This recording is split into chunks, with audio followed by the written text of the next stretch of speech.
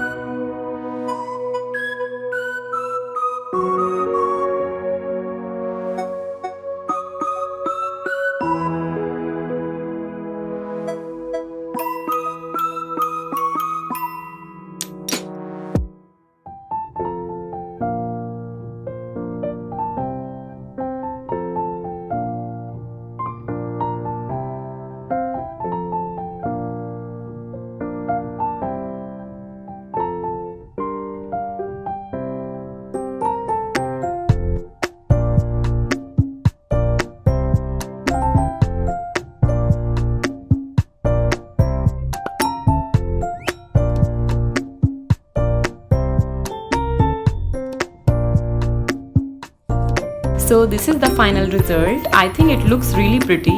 What do you guys think?